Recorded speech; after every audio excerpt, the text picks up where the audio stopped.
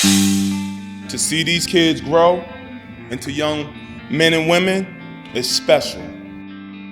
They dealt with my mouth every day, but every day they knew that I loved them and I cared about them. I've been blessed to be in their presence, not them to be in mine.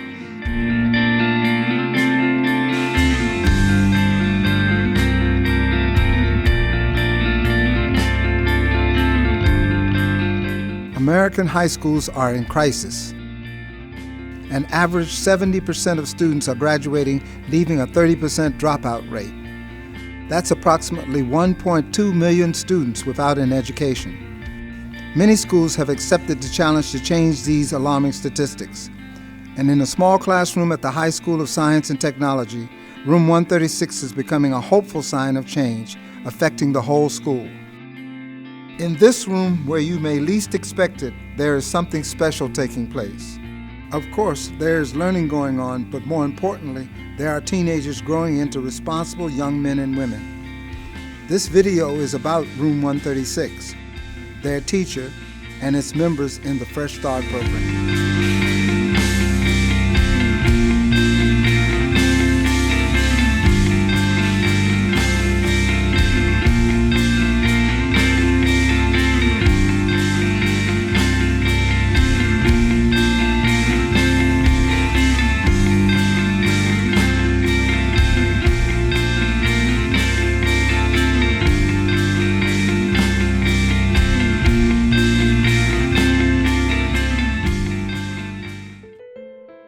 It's either you're gonna become a nobody or you're gonna become a somebody.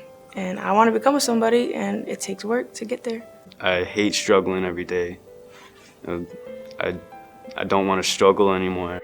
I wasn't really thinking about graduation. I was just thinking about what I wanted. I just want to be able to stay on track. That's really it. Just be able to stay structured. I hope I don't need coach after all this. I'm not ready to face the world alone. These students are no different from any other students, except that they have resilience and overcome the huge obstacles that once prevented them from believing in themselves. Before I came into Fresh Start, I was in darkness. I wasn't be able to see. My mother kicked me out of her house when I started high school and then went to live with my father. I have been homeless at times, having to spend in cold. For the most part of the years I have spent in high school, I have endured emotional pain and suffering. I felt like I had all the time in the world to catch up. Before I was kind of messing around a lot. I mean, I had fun skipping and not really caring about the grade. I realized I didn't have a lot of time. It was my senior year. I was credits behind, and I needed to make up a lot. I needed to make up almost everything. I wasn't so good in high school.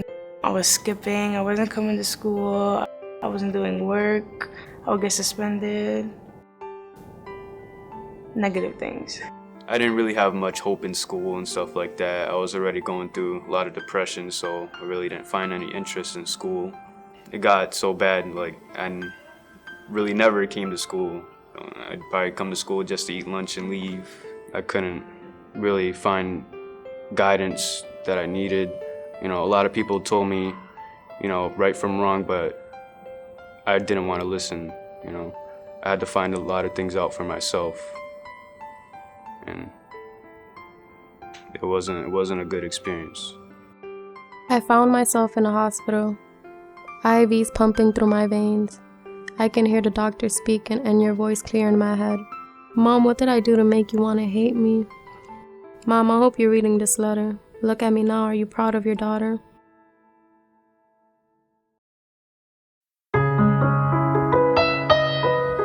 Behind every good event or great idea is a unique and powerful force.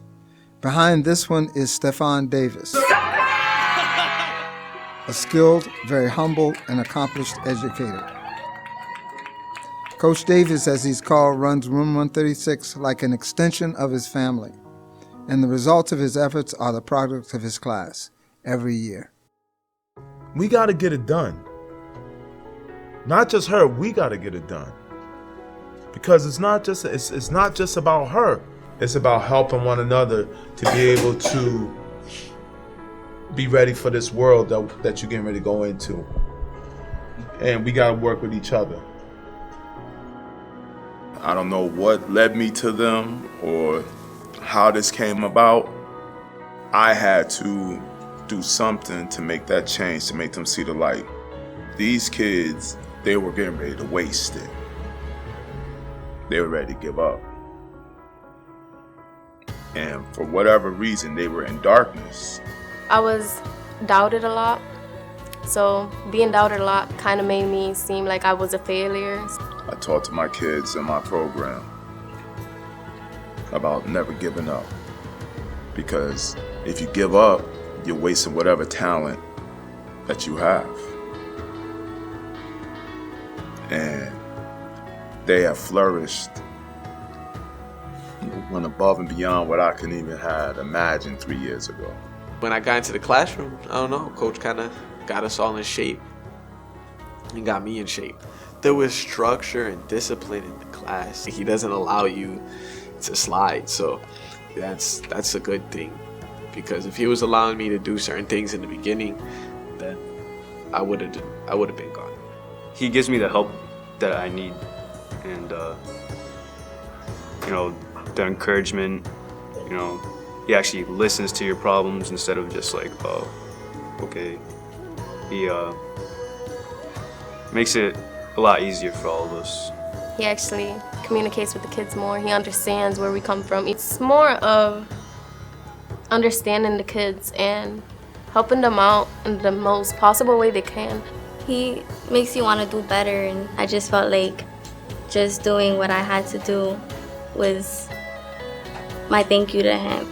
Once they start getting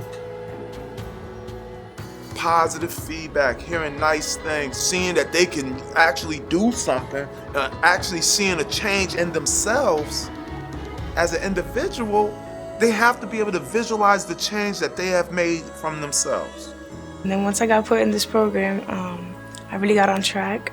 Started doing my work. I wasn't so distracted around anybody else. When you get to a certain level, remember the things that I try to teach you. Each and every one of you guys have a calling. You guys have a destiny to better this world. It's in your control. Y'all can do this. You guys can do this.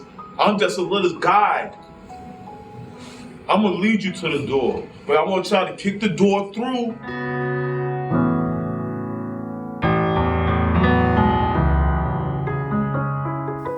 He had these therapeutic, he calls them therapeutic, sessions, and he actually touches on emotional feelings and all that.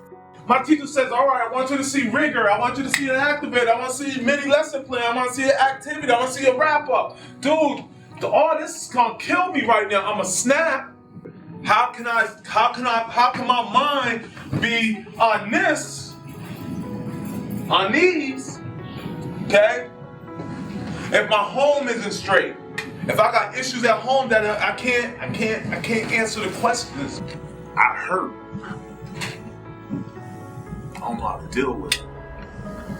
I don't know how to address it. I don't have nobody to talk to.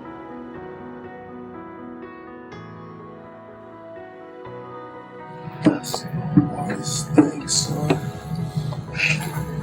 Sometimes Coach gets into his little moods and he starts having speeches for everybody. It's just something triggers him about what happened in the day, and he'll start talking, and we'll go a good 15, 20 minutes, sometimes half an hour of just talking about stuff. Strength.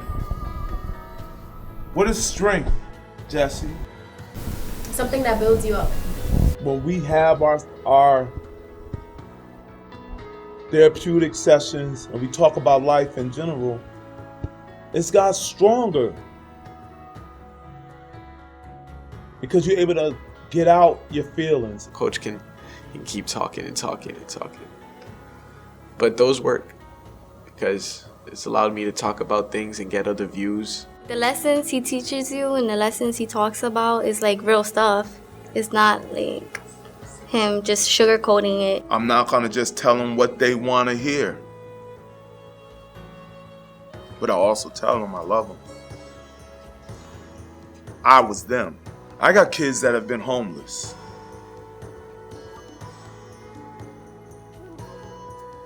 When a kid tells you that they can't go home, or they call me and say, Coach, I'm living house to house right now. My mother kicked me out. How you gonna kick your daughter out into the streets? I had a kid that was living over it in Blunt Park in the porta potties when it was raining. Had to go in the dumpsters at Dunkin' Donuts right across the street from here, late night, to get some food to eat because he didn't have no money, nowhere to go. And they talk about those things.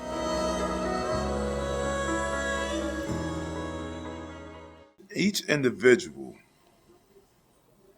has their own story. And in that story, each child can relate to each other.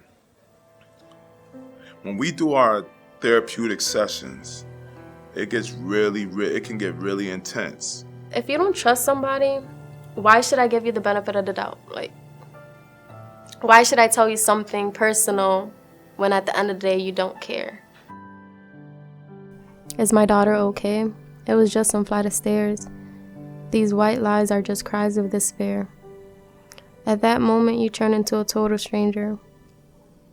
How can a mother put her daughter in such danger? You see a little girl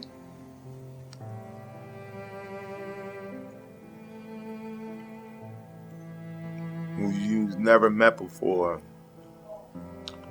and she doesn't have anybody.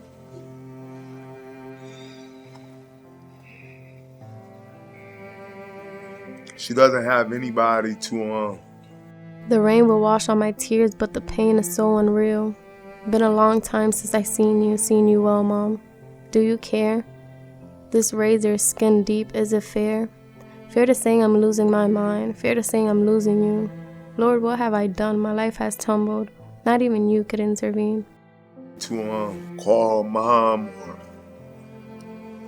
I have faith, hoping for better days, but your anger got me in such a daze. I was cheerful and happy for a short time, but that was over and things got colder. I wished for better days, but the beating got me fleeting. I told you I was down and you let it slip by. After that, I kept my feelings inside. I told him I was alright, but I was telling white lies. Look how dull my eyes were, crying almost every night, but it didn't matter. Or talk about her problems too. And she gives you the opportunity to come into her life. Because you've been there.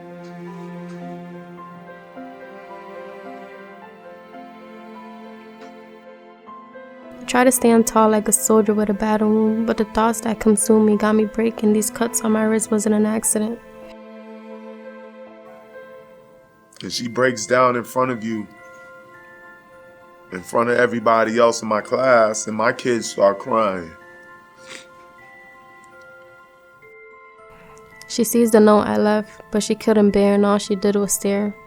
How can this be fair? As she starts reading, tears roll down her cheeks. I'm sorry, Mom, this life is just not for me. I tried for so long, but you wasn't there. I guess there's nothing left here for me. I'm just a waste of space, no reason to stay in this awful place.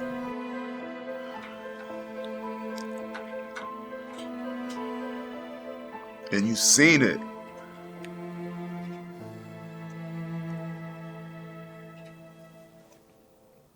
And you want to help them.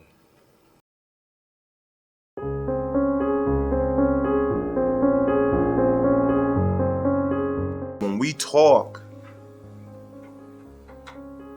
about certain things pertaining to life issues,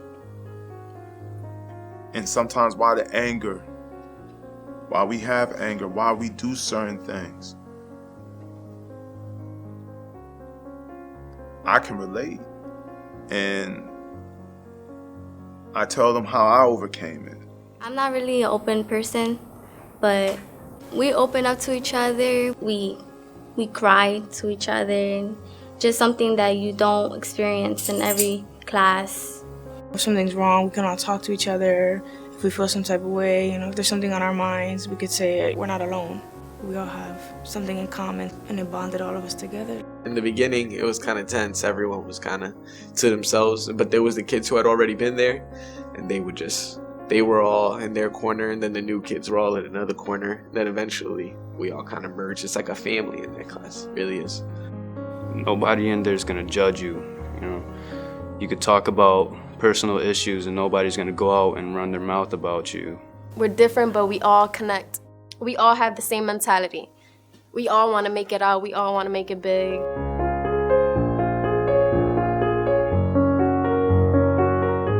We go to help mentor these elementary school kids at Rebecca Johnson. They said, listen, they are us. We don't want them to be like us. We want to show them that, just because you're in an alternative placement program within the school and everybody look at you as a certain way, being dumb, being slow, or you need a lot of help, they're like, we can show them that they can do it. I think that's what every school should have. They should have a older person mentor the younger people like we're doing. I struggle with swimming. I'm not good at that. Spelling, controlling my mouth, and worrying about me. Something I struggle is life itself. That's a key component. So I tend to hide from everything and push everybody away. William, do you want to share? No? I'll share. I had the same problem as Antonio. I still do. I be in everybody's business. The kid I'm working with, his name is William, and he just reminds me so much of myself. And he has little things that I just want to teach him, because he just really wants to slack on the work all the time. And it's he needs to learn how to do those things. Working with this kid gives them some hope in life because they've had an opportunity for a fresh start. What's something within you that you're struggling with? Okay, well, think about maybe specifically what.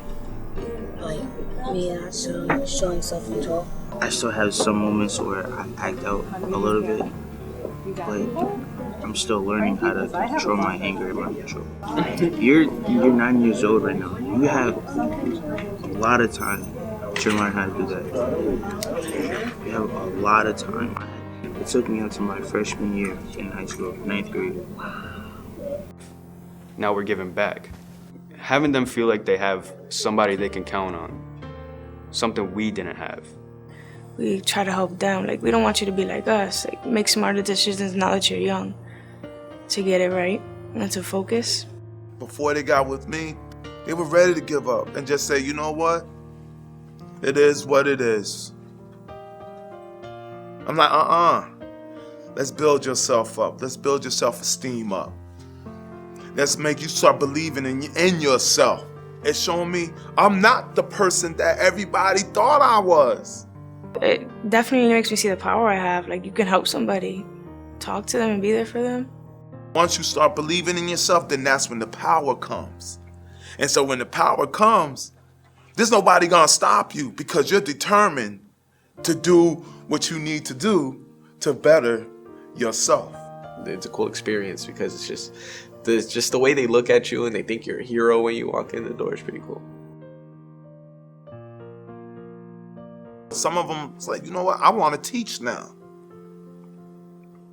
I want to be a teacher. Oh, I want to work with kids. They found their calling. They found their vision. They came out of darkness. Now they're into light. Now in light, they can see many things in front of them.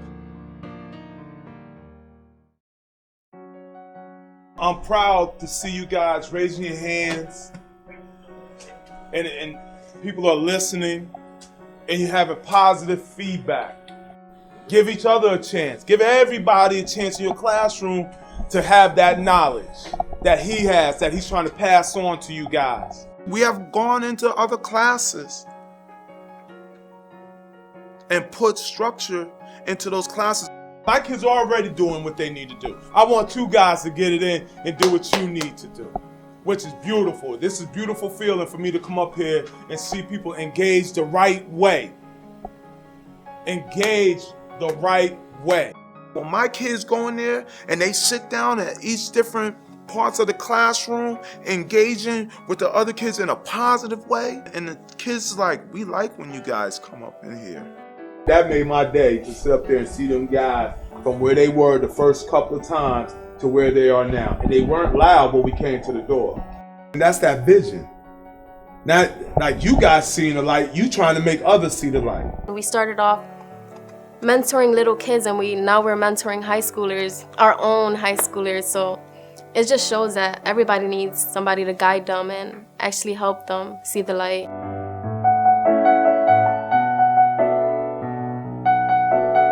If you are a great coach, you're a great teacher, because as a coach, your players have to believe in you and trust you and your judgment.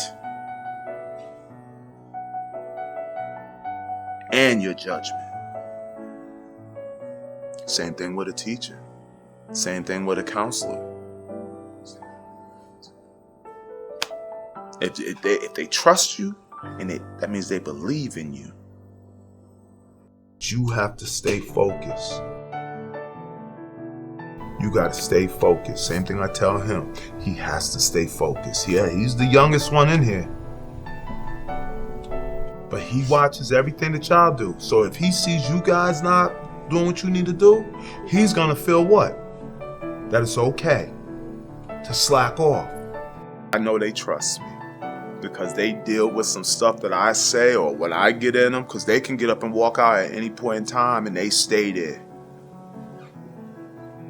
They stay there and they acknowledge what I'm saying to them. They may not like it. It may touch a nerve, but they stay. They'll come to me and say, Coach, you need to talk to this person. Maybe they need to be in here, Coach. Maybe they need to be in Fresh Start, Coach.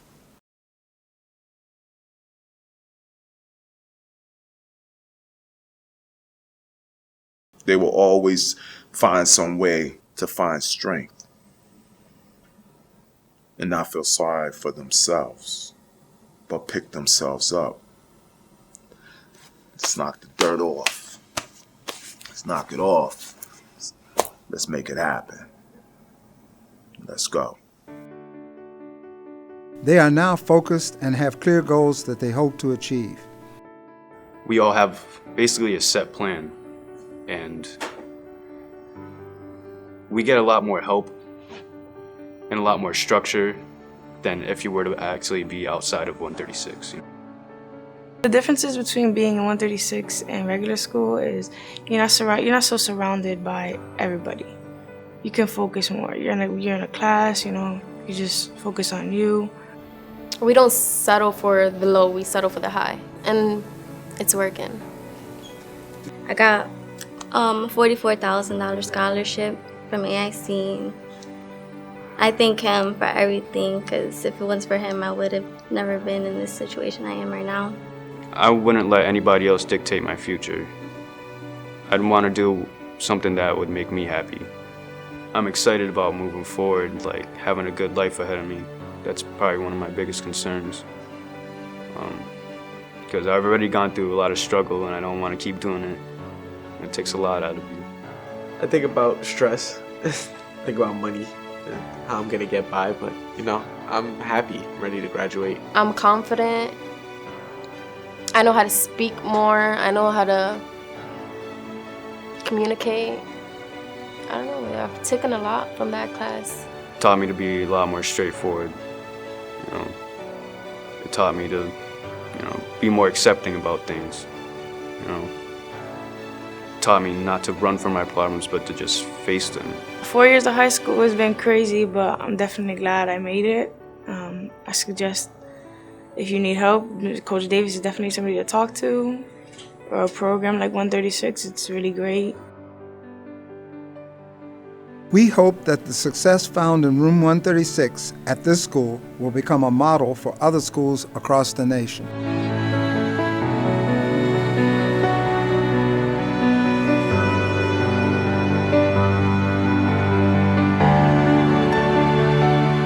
I'm about to graduate, so that's a good thing. I think everybody should feel that way. If I were to do anything differently, it'd be changing the way I was before and getting my graduation stuff ready. But then I wouldn't be in 136. So it'd be different. I'm finally there and finally where I want to be. It's just a step closer to where I want to be, and I just feel excited. I've learned a lot and I've grown, and I've gotten to see opportunities that I never thought I would have seen. You know, I made it really far. My parents are proud of me, and it's a great feeling. I got lucky when I got put into 136 because they're just gonna get rid of me, so it wouldn't really change anything. I'm happy where I am. I've been blessed to be in their presence, not them to be in mine.